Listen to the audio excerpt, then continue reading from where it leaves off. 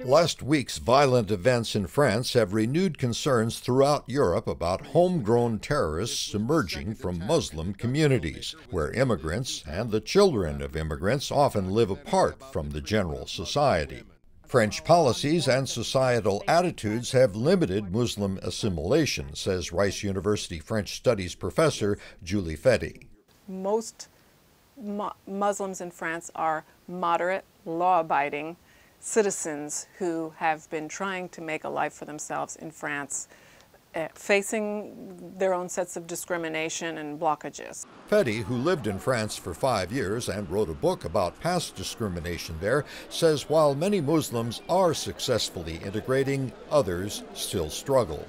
There remains a sort of core nugget of poor, lower class, underprivileged Muslims who have tended to be pushed out towards the suburbs, which is another word almost for ghetto in France, and have been excluded from chances at social mobility.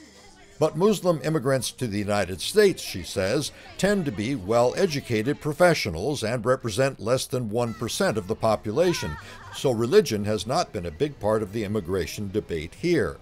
In France, it's difficult to do anything without proper documents, whereas in the United States, undocumented immigrants easily find jobs and in many states can obtain a driver's license. As a result, U.S. political debates and academic discussions focus on securing the border and dealing with the more than 11 million undocumented immigrants who reside in this country. But Mark Rosenblum of the Migration Policy Institute says, in spite of the differences, the U.S. and European immigration challenges are similar. This is a very globalized world that we live in, and all of the Western countries have large immigrant populations. So in the long run, successful integration has to be part of it. Rosenblum says the United States has served as a model for integrating immigrants into the national population.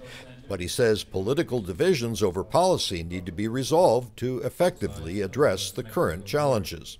With 40 million immigrants in the U.S. and 11 million unauthorized immigrants, that's a huge chunk of our population and a huge number of people who are impacted every day by these policy decisions and these policy debates. He says U.S. policymakers need to find humane, workable solutions to the problems associated with immigration. Flakus, VOA News, Houston.